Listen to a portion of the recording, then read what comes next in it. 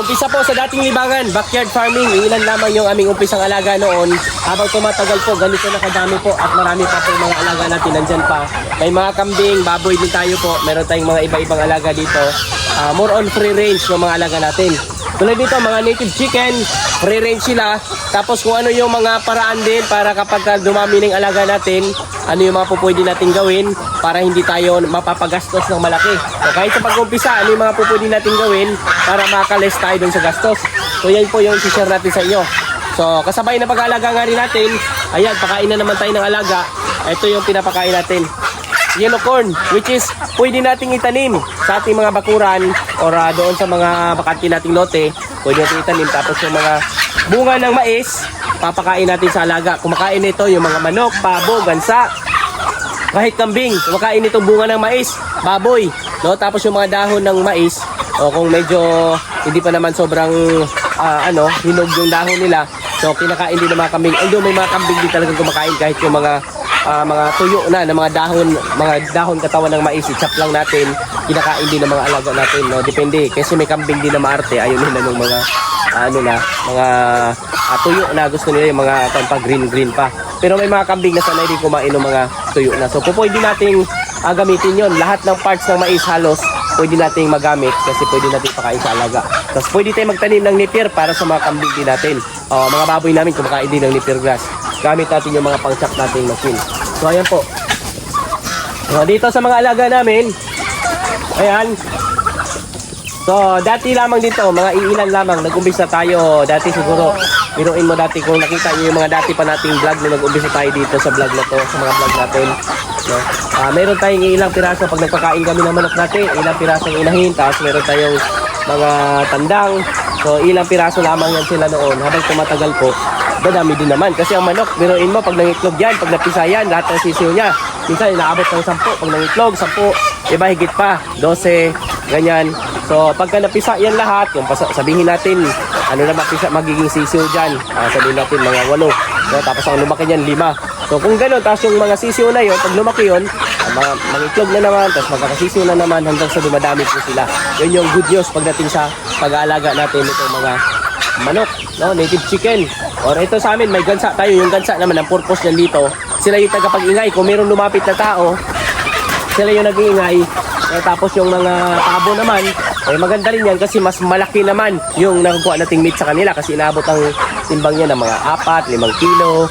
No, meron nga iba, higit pa, mga 7 kilo, may mga ganun pa nga umabot. Ito sa mga type ng mga pabo na meron tayo. Sa manok naman, meron 2 kilo, 3, 4 kilo. Kasi malalaki lahi dito manok na inalagaan natin, mga huluhano. So, ito yung mga native dito sa Mindanao. Although may mga mas maliit na klase, pero ang mga tinira namin dito, yung mga lahi ng huluhano na mas lumalaki. So, ayan. Napakalakas kumain ng mga manok natin. Yellow corn lamang po ito. Buong yellow corn, buo na yellow corn, hindi dagiling. Pinakain nila kasi malalaki naman yung alaga natin, lalo na mga breeders. Malakas sila mga itlog. No, bukod sa yellow corn, ayan o. Bukod sa yellow corn naman, ay nakakain din sila na iba pa mga pagkain. Nandyan yung mga insekto, mga damo, bunga ng prutas, napaka-healthy po ng mga alaga natin. Kasi yung kinakain nila dito. Tapos kapag nung nag-umpisa naman ako actually, na-share ko rin po sa nakong video. Pag nag-umpisa, kung ilan lang naman, 2 piraso, isang pares, or talagang mo, mga 5 inahin, isang lalaking manok, bali 6. So, sa umpisang ganon, medyo kayang-kaya pa yun kahit i-feeds pa natin yun. O kahit i-feeds pa natin kung wala pa tayong tanim. Pero isa talaga sa kailangan din natin gawin habang nagpaparami, magtanim din tayo kasi hindi naman buong buhay yun lang 5 ang papakainin mo. Habang tumatagal, dumadami yan sila, so marami kang papakainin. So doon nga sa biyanan ko, ang kanyang paraan naman, meron siyang ilang pirasong inahin. Ang source na ng itlog na pagkain nila, doon niya kinukuha sa kanyang alaga. Actually, lote nga lang yun, bahay. Tapos sa likod ng bahay, meron siyang maliit na lagayan ng manok. Tapos may tandang, merong inahing manok. So nandun, pinapakain niya ng pigs yun. Pag nangingitlog, yun yung kinukuha niya. Hindi na siya bumibili ng itlog. O yun yung paraan niya. Which is, kung wala namang tandang, walang malaking manok, pwede rin pakainin ng pigs na pampaitlog. Yung mga layer pellets, no? Laying mash, yung mga ganong feeds. So pwede rin mangitlog din yun sa mga gusto ng mga backyard farming. Tapos yung pinakasahig nun, lagyan natin ng ipa ng palay, no? Para hindi mangangamoy yung area. Tapos Pagka tingin natin ay medyo ano na, itim na, takpan ulit natin. Tapos hanggang sa pag dumami na yung tinakip natin na ipa ng palay, tanggalin natin, tapos gawin natin fertilizer yun sa mga pananim natin. Tapos palit na naman tayo ng ipa ng palay. So doon yan sa mga backyard, sa mga mag-aalaga, halimbawa lote lamang area ninyo, so pwede kayo mag-alaga ng manok. So ganun ang paraan naman. So kahit simpleng maliit lang na kulungan ng ganyan, no? So doon sa biyanan ko, maliit lang yung kulungan niya, pero lagi siya nag-harvest ng itlog. So meron ka sa manok din, nakatali lang, ganun. Lagi siyang kumukuha ng itlog pang ulam nila.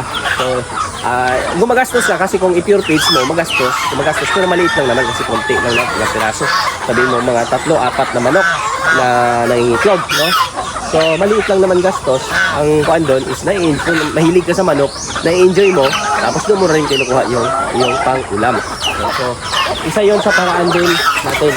Ayan, kainin mo na natin sila. Isa yon sa maganda paraan kapag nasa lote lamang tayo, medyo maliit yung space natin. No, pwede yung ganon. Pero pag ganito naman sa amin, since meron namang damuhan dyan, kasi itong lugar namin ay niyugan, so ginagawa natin, ito may kulungan sila dito, meron silang bahayon dyan.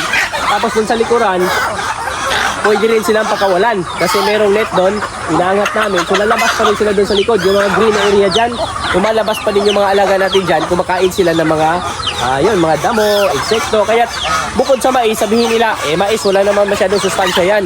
Diba? Meron lang yung particular na sabihin natin, carbohydrates o ano mang meron dito sa mais.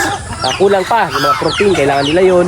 So yun naman yung manggagaling doon sa paligid dito sa ganitong klaseng paraan na pag-aalaga ng manok na naka-free range sa ilalim ng mga niyugan. Tapos nandiyan pa yung mga niyog, kinakain ng daga, mga laglag. So yung mga tira doon, tinutuka din ng mga manok yun, no? So healthy naman yung daga dito sa amin kasi sila yung mga dagang bukid.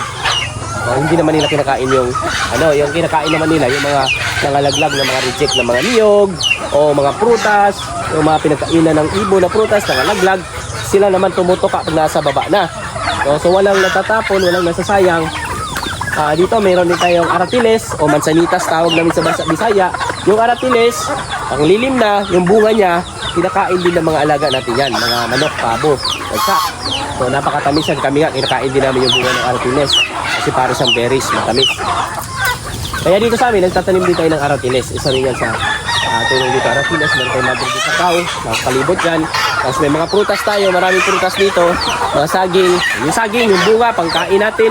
Kapag sira yung saging, ibigay mo sa mga alaga, malaking tipid. Tapos kapag yung mga katawan, dahon ng saging, pwede mo i-chop. Haluan darak, haluan ng feeds, pakain mo sa mga alaga, pwede sa mga baboy, o manok, pwede rin. Actually, may nakikita nga ako, nagpapakain din ng katawan ng saging sa mga kambing nila. O lalo na yung mga nagka-diarrhea na kambing, o yung mga dahon ng saging ay pinapakain din nila. Napakahalaga dyan sa mga alaga natin. No, so, ayan yung ating naging kaparaanan dito sa pag-aalaga ng hayop. So, dito, ang dami na ng mga alaga natin. Tapos dito, may mga mangga tayo dyan. Tingnan ninyo yung paligid natin. O, meron tayong mga saging. Maraming mga prutas na tinatanim natin dito. O, iba-ibang mga prutas yan. At may mga gabi. Meron tayong mga kamote, kasaba. Doon naman sa kabilang banda. Doon sa likod, yan yung punong-puno dyan ng mga pananim. Meron tayong taniman ng kasaba dyan. May sagingan kami na area. May Madrid de Agua. Meron tayong napier grass. So yan yung marami tayong tanim. Gabi, kanaka, at marami pang iba. Napakarami nating tanim. Dyan tayo nag-invest din pagdating sa mga pampakain sa mga alaga para makales tayo at malaki ang ating matitipid. So ayan. So ayan, dito sinasabuyan ko lamang yan sila. Tapos mamaya kasi papalabas din yan pagkatapos kumain ng mga baboy. Kasi may mga alaga tayong baboy doon sa kabila. Pag nagpakain ng baboy, pag sinabay mo yung manok dyan, pinapakawalan mo, makikipag-agawan sila doon sa baboy. So matatalo naman sa kainan yung mga alaga nating baboy. So kaya kailangan, bago sila lumabas ay pagkatapos ng kumain ng baboy. Para yung mga sobra-sobra lang doon ng baboy, ayun yung kakainin nila. Kasi tatalo, minsan delikado rin, baka makagat sila ng baboy pag sumasabay sila doon.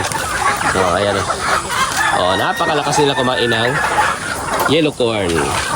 Mais na puti, minsan yan din. May nagtanong din sa atin anong klaseng yellow corn ang tinatanim. Actually iba-iba to kasi minsan pag wala rin kami tanim, namimili kami ng yellow corn. So depende kung anong available na yellow corn or mais. Basta yellow corn, basta mais. Kinakain ng alaga natin yan. Kung ano yung magandang itanim na variety doon sa lugar natin, yun yung itanim natin. Pakain sa mga alaga. Ayan. Oh, napakalakas nilang kumain yan, guys. Kasi alam nyo ba, yung feeds naman talaga, malaking bahagi ng feeds ay mais. Diba? So malaking bahagi ng feeds ay mais. Kaya tayo, magtanim tayo kung ano mga ginagamit sa feeds. Tanim din tayo. So may tanim tayo, mga kasaba. Yun, Madrid de Agua, mataas sa protein. Pwede rin ipakain sa alaga yan. Oh. Napakalakas kumain ng mga alaga natin dyan, guys. So, ayan, parang walang kabulsugan. Ganyan ang advantage ng naka-free range. No, walang arte-arte, hindi maarte yung mga manok. Gansa, pabo, nandyan, sama-sama silang lahat dyan. O, nakanet lang to, itong area na to, nilagyan natin ng hagwire, tapos nakanet yan. No, para yung mga alaga natin, kahit mga baboy, ay hindi nakakalabas dyan. Pagka nakawala yung baboy dyan, hindi sila nakakalabas. Kambing, ganun din. Sama-sama sila. Nilagyan din natin net kasi dito, manok na area eh. Ang manok kasi, kahit ang ano yan, kayang lumabas sa mga ganito. O yung mga ganyang space. So, nilagyan din natin ng net para mas safe at hindi sila nakakalabas dyan. So, ayan yung ating mga alaga dito. Ito naman, more on ano pa kami. Itong pag-aalaga natin ng manok, pabo, libangan, tsaka dito rin tayo kumukuha ng mga pangulam, mga itlog, ganyan. Or minsan, pag gusto natin mag-adobo, gusto natin ng tinola, madali lang kasi meron tayong mga alaga sa silong. So, yun yung advantage. Tapos may mga alaga rin tayo bukod dito para naman sa ating dagdag source of income. May mga alaga tayong baboy, no? May mga alaga tayong kambing. Yun yung mga natin dito. Tapos dito tayo. So dito, may baboy nga doon sa unahan. Barako, gagawin namin barakong baboy yan dyan. Kaya siya nakaganyan. Tapos dito, may mga kulungan din tayo dito. Ayan. Ayan guys, ayan, may baboy din dito. Siya lang mag-isa na lang at yung iba ay nabenta na. Kasi nito magpapasko, in demand din ang mga baboy, lalo na mga panglitsunin. In demand po yan, malakas ang pera sa baboy. Ayan, So mamaya pag pinakawalan yung mga manok natin, hanap na lang sila ng ibang source of protein naman. Kasi ngayon, mais na yung pinapakain natin sa kanila. Ayan. Ayan sila. Yan yung kanilang bahayan dyan. Halo-halo yan. Halo-halo yung mga manok natin. Yung breed naman nila, halo-halo na rin. Meron tayong Huluhano. Meron tayong mga, actually may mga natitira pa dito mga lahi ng Black Astronaut, Rhode Island. May mga ganong blood to kasi naglagay tayo dito ng inahin dati na Black Astronaut tsaka Rhode Island. Tapos yung barako natin, meron tayong nilagay dito na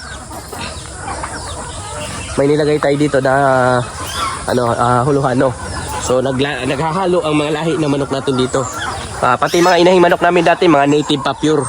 No, ngayon halo-halo na ang kanilang breed. So yun yung kuha naman natin, style natin dito. Kasi backyard farming, no, hindi naman talaga ito as commercial. So backyard farming, pagkuhanan natin ng mga pangkain, pang ulam natin. So ayun yung ating dito sa mga alaga. So ayan po, no. So ayan yung ating pamamaraan dito sa bukid sa pag-aalaga ng mga manok. Sana'y nakapulot kayo ng ideya pagdating dito sa ating na-share ngayon. At para pa-updating guys sa mga bago pa natin mga video, marami pa tayong video i-share sa inyo patungkol sa pag-aalaga ng iba-ibang hayop dito sa bukid. Free range na pag-aalaga, backyard farming. Ito yung mga paraan natin more on na pag-aalaga dito sa bukid. At para makales tayo, makatipid, kahit na hindi naman kailangan kasi na pag farmer ka, marami kang puhunan. So may mga farmer din tayo na sapat lamang ang kakayahan, tapos meron namang space, no, meron tayong mga paraan na po pwedeng gawin pagdating dito sa pag-aalaga ng hayop. So yan po, muli po sa inyo lahat, maraming salamat po.